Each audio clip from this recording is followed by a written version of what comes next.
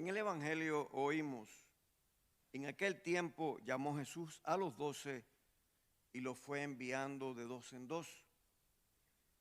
Y al situarnos aquí delante del Evangelio de hoy, es fácil pensar, estas indicaciones de Jesús van especialmente dirigidas a los obispos, a los sacerdotes, a los diáconos, a los misioneros, a los religiosos y las religiosas, aquellos que trabajan en la pastoral.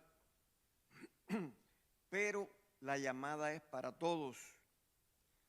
Cuando se escribieron estos evangelios en la época que Jesús vivió, no existía la estructura de la iglesia que tenemos hoy en día, ni existían los obispos, ni nada por el estilo. O sea, cuando Jesús está mandando a sus discípulos, estaba pensando en todos los seguidores que iban aceptando la buena noticia del reino. Es decir, los destinatarios de sus escritos, de estos escritos de los evangelios, somos todos los hermanos en la fe, aquellos que creemos en Cristo. Los apóstoles o el grupo de los 12 representan en los evangelios a cualquier seguidor o discípulo de Jesús y estamos llamados a vivir y a ser igual que fueron los apóstoles. Hoy nos ha dicho San Pablo, Dios nos eligió en la persona de Cristo para que fuésemos santos e irreprochables ante Él por el amor. Él nos ha destinado en la persona de Cristo a ser los hijos de Dios. Es decir, que todo cristiano ha sido llamado en Jesús a ser hijo de Dios. Y también que todo cristiano ha sido destinado en Jesús a ser irreprochable en el amor. Esta es la vocación común de todos los bautizados. Y esto, por tanto, me concierne a mí y le concierne también a ustedes. Dice el Papa Francisco, un bautizado que no sienta la necesidad de proclamar el Evangelio, de anunciar a Jesús, no es un buen cristiano. Por tanto, santos, irreprochables en el amor, hijos. Con esto empezamos. Como el profeta Amós en la primera lectura, no vale que le pongamos excusas a Dios. Es que yo no soy profeta ni hijo de profeta, sino pastor y cultivador de higos. Es que yo no tengo tiempo, es que soy mayor, es que soy muy joven, es que no estoy preparado. Porque tendremos que ser aquello que el Señor haya decidido, aunque nos parezca incómodo, difícil o poco apetecible. San Marcos nos ha contado un poco antes que Jesús eligió a los 12 para que estuvieran con Él y para enviarlos a predicar. Tendríamos aquí los elementos que definen lo que es ser cristiano, lo que es ser discípulo, estar con Jesús y ser enviado. Primero, estar con Jesús, estar con Él, la intimidad con el Maestro Jesús, pero Jesús ya no está físicamente entre nosotros como estaba entonces. ¿Qué significa estar con Jesús? Estar con Jesús significa tener una relación personal con Él, de intimidad, de amistad, de cariño, aceptar que Él ha querido contar conmigo, muy importante, Él quiere contar con todos nosotros, que ha salido a buscarnos, que nos ha llamado, que nos quiere y que nos necesita en el grupo de los suyos. Increíble, Jesús nos necesita a todos en el grupo de Él. En el tiempo de Jesús, los maestros, los rabinos tenían una escuela. La tenían en el templo, la tenían en la sinagoga, la tenían en su casa. Y aquellos que querían aprender de los rabinos, de los maestros, ¿qué hacían? Iban a la casa, a la escuela y le decían, mire, yo quiero ser discípulo suyo. Y a partir de ese momento, bueno, entraba en la escuela. Allí iban a aprender la Torá, la ley, las costumbres y a imitar al maestro en todo lo que hacía. Pero Jesús era un maestro diferente, un rabino diferente. Jesús no tenía escuela. Jesús era un maestro itinerante.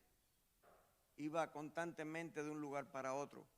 Por otra parte, Jesús llamaba a sus discípulos. No era como los otros maestros. Él era quien llamaba. ¿Y qué les decía a los discípulos? ¿Qué nos dice a nosotros? Sígueme. Sígueme no es estar parado. Sígueme no es quedarse en el mismo lugar. Sígueme significa cambiar, avanzar, continuar siempre, siempre, hasta el momento de nuestra muerte. Esto tenía un significado importantísimo. En los tiempos de Jesús, y ahora mismo ustedes lo pueden ver si van a Israel, a Tierra Santa, en los tiempos de Jesús, el rabino, el maestro, iba adelante y detrás, como en fila india, iban todos sus discípulos. Igual que, usted lo puede ver, el esposo, un judío ortodoxo, primero va el esposo, después va la esposa, y en fila van los hijos detrás de él. Por eso cuando en Cesarea de Filipo, a veces no explican bien esto, cuando Jesús en Cesarea de Filipo anuncia, hace el primer anuncio de su pasión, Pedro le sale y se le pone delante y empieza a reprocharle, ¿cómo tú vas a decir eso? Eso no puede pasarte a ti. ¿Y qué le dice Jesús? Retírate, ponte detrás de mí. ¿Por qué? Porque yo soy el maestro, yo soy el rabí, yo soy el que dirijo. No eres tú, tu lugar está detrás. Y ponte, vuelve y ponte detrás de mí. Jesús nos indica el camino, nosotros somos los discípulos al que tenemos que seguir. Entonces, importante, muy importante, escuchar las enseñanzas de Jesús. Discípulo significa literalmente el que aprende, estudiante, eso es lo que quiere decir discípulo, el que aprende, el que es estudiante. Pero las enseñanzas de Jesús no son simplemente ideas, criterios éticos, opiniones, normas o dogmas. Son un estilo de vida. Los discípulos estando con Jesús tuvieron que ir cambiando su mentalidad, sus costumbres, sus valores, su manera de rezar y de entender a Dios, de relacionarse con los demás, así compartir, servir, perdonar, acoger al otro aunque sea distinto, ayudar a los pobres, ser limpios de corazón o trabajar por la justicia y por la paz. Empezaron a ser las claves de un nuevo modo de ser y estar juntos. Discípulo, como les dije anteriormente, quiere decir estudiante. Y esto es algo que a mucha gente no le gusta. Hay gente, porque hay que aprender a cambiar. Hay gente que dice, a mí me lo enseñaron cuando yo era niño o niña, y ya se acabó y no quieren cambiar. Si un médico dijera que lo que él sabe fue lo que le enseñaron cuando él era niño, imagínense usted, bien arreglados estaríamos nosotros. Muchos dicen que quieren aprender lo que dice el Nuevo Testamento, que quieren aprender sobre la vida de Jesús, pero vienen a un par de clases y después se desaparecen. Es que no hay compromiso. La gente no quiere comprometerse. Cuesta trabajo, hay que comprometerse a ser discípulo, a aprender. Hay dos maneras de evangelizar fundamentales. La primera es vivencial, en la vida. Y esta es la más importante. Esta es la que más convence a la gente. Si yo hago lo mismo que yo predico, la gente se va a convertir. Esta es la forma de los santos. Los santos viven de acuerdo con lo que predican. Por ejemplo, y hay veces que no tienen que predicar mucho. Este sacerdote de que yo les he hablado, el padre Bandol, que está en camino a los altares, el padre Bandol no era un buen orador. No se distinguía por eso. Sin embargo, la gente quería estar cerca de él. Cuando usted estaba cerca del padre Bandol, usted sentía que la paz entraba en usted, que la alegría entraba en usted, solo por estar cerca de él. Increíble. Pero estas son la gente que transmiten con su presencia la presencia de Dios, porque son transparentes a la presencia de Dios. Ahora, los que no somos así, tenemos que muchas veces evangelizar hablando. Y esto a veces se vuelve un problema.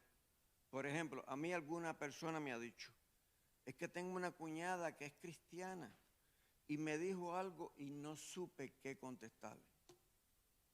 O otra gente que me ha dicho, tengo un compañero de trabajo que me hizo una pregunta, pero la verdad que yo no supe qué contestarle tampoco y me quedé callado.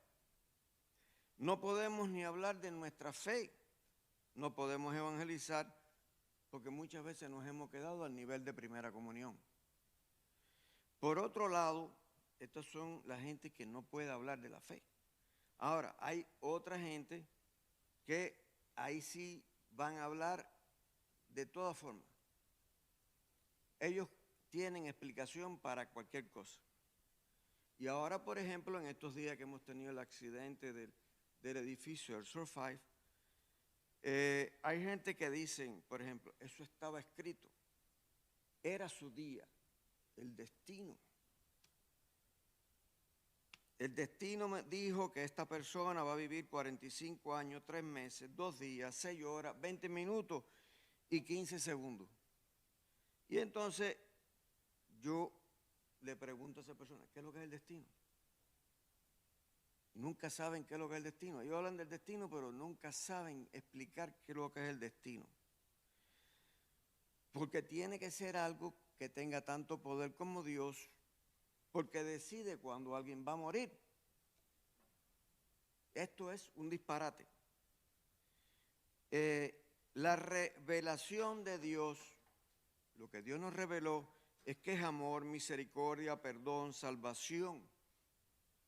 Si leen los evangelios van a ver que Jesús curó a la gente, revivió a la gente, nunca Jesús le enfermó a nadie ni le mandó la muerte. Entonces, la gente siempre está mandándole problemas, eso es de Dios, esa es la voluntad de Dios.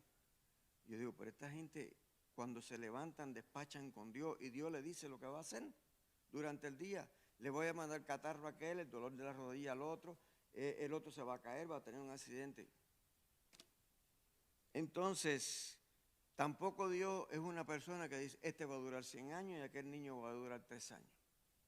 Si Dios hiciera eso, Dios no sería amor ni sería justo. ¿Cómo va a mandarle a una persona que viva 100 años y al otro que viva 3? Eso no cabe en que Dios es amor, en que Dios es perdón, en que Dios es justo. Las cosas suceden, ¿por qué? Por imperfecciones que hay en todo lo que se ha creado. Todo lo creado tiene imperfecciones. Y por eso salen las enfermedades, por eso tenemos problemas.